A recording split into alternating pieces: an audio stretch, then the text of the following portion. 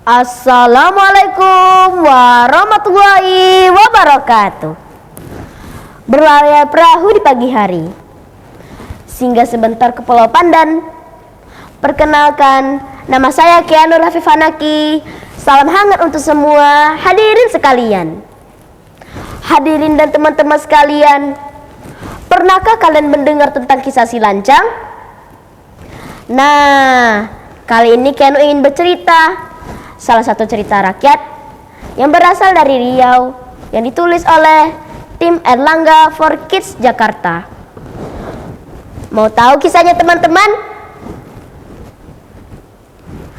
Alkisah, di suatu desa di daerah Kampar, hiduplah seorang pemuda rajin dan pekerja keras bernama si Lancang. Ia tinggal di gubuk tua bersama ibunya yang sudah tua. Hidup mereka miskin, sangat-sangat miskin. Setiap pagi, si Lancang dan ibunya bangun pagi-pagi untuk bekerja di ladang orang demi memenuhi kebutuhan hidup sehari-harinya. Suatu hari, si Lancang terfikir untuk merubah hidupnya dan berniat merantau.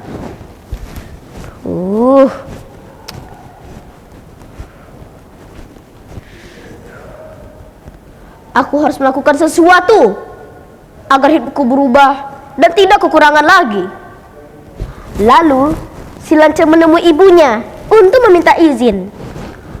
Mak, Mama,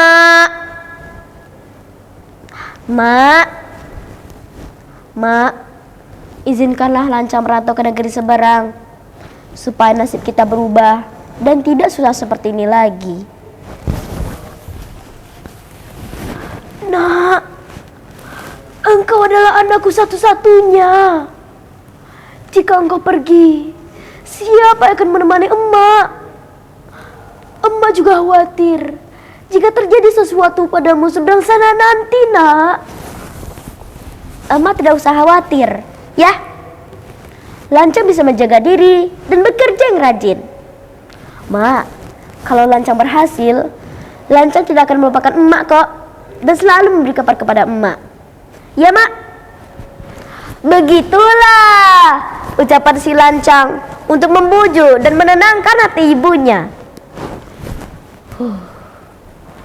Dengan berat hati, sang ibu pun mengizinkannya dan berpesan agar selalu ingat pada ibu dan kampung halamannya. Akhirnya, si Lancang pun berangkat merantau ke negeri seberang. Hari berganti hari, minggu berganti minggu, bulan berganti bulan, dan tahun pun berganti tahun. Dan tahukah teman-teman, berkat keuletan dan ketekunannya, si Lancang berhasil. Ia menjadi orang kaya raya dengan berpuluh-puluh kapal mewah, perhiasan, kain sutra, dan bahkan ia memiliki istri yang sangat cantik dari keluarga bangsawan.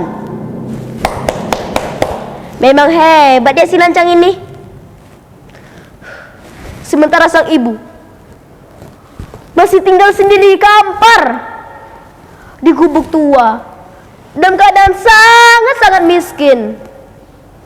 Suatu hari, si Lancang berniat pulang ke kampung halamannya, membawa kapal besar mewah beserta istri cantiknya serta banyak pengawalnya.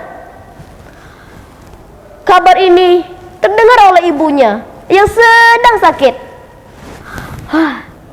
Betapa bahagianya hati sang ibu karena sudah rindu dengan anak satu-satunya. Lancang anakku, engkau sudah pulang, nak. Ibu rindu sekali. Wahai pengawal, izinkan aku menemui anakku Lancang. Aku sudah sangat rindu padanya. Hei, siapa Anda yang begitu berani ingin bertemu dengan tuanku? Hah? Aku adalah ibu kandung si Lancang. Mohon, izinkan aku menemuinya. Aku sudah sangat rindu padanya. Apa? Kau ibu dari tuanku yang kaya raya ini?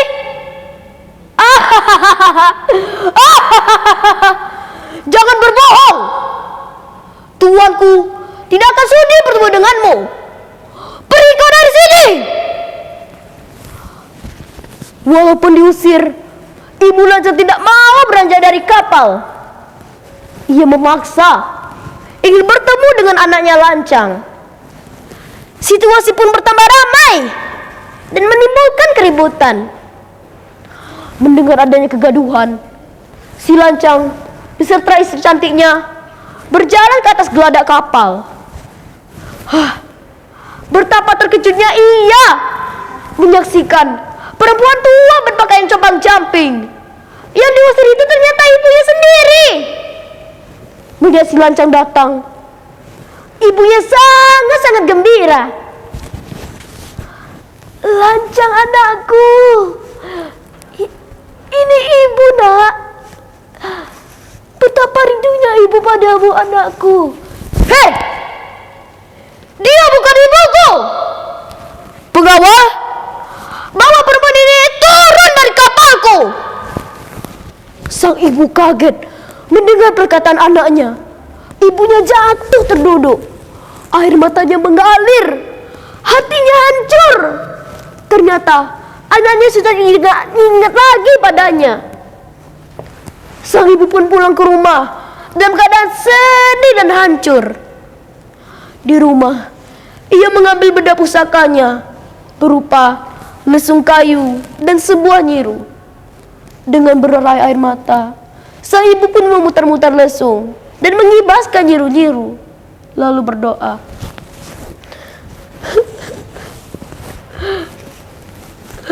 Ya Allah, ya Allah, sadarkanlah anakku Lancang. Tunjukkanlah kekuasaan-Mu. Hukumlah anakku atas perbuatannya. Dan tiba-tiba, dom! Langit gelap. Angin kencang. Ombak menggulung kapal megah si Lancang. Petir menyambar. Juar. Tuhan murka padanya.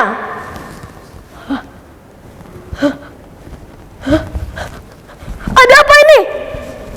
Pengawal, tolong! Emak, tolong! Dan si Lancang pun tenggelam ditelan ombak bersama istri cantiknya serta banyak pengawal. Harta bendanya berterbangan kemana-mana.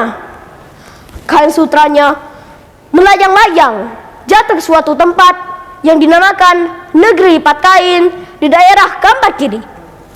Gongnya terlempar dan menjadi sungai Ogong di daerah Kampar Kanan. Tembikarnya melayang-layang dan menjadi Pasubilah. Sedangkan tiang bendera kapalnya terlempar sampai ke danau yang dikenal dengan Danau Si Lancang. Hadirin dan teman-teman sekalian, demikianlah hukuman bagi anak yang merupakan amanat orang tua. Kisah ini mengajarkan kita bahwa sebanyak apapun harta kita, setinggi apapun pangkat kita, jangan pernah durhaka kepada orang tua. Kesombongan dan durhaka kepada orang tua hanya akan membawa penyesalan. Karena ridho Allah ada pada ridho orang tua. Demikianlah cerita Ki Anu tentang si Lancang. Mohon maaf apabila dan bertutur ada kata yang tidak berkenan. Wassalamualaikum warahmatullahi wabarakatuh.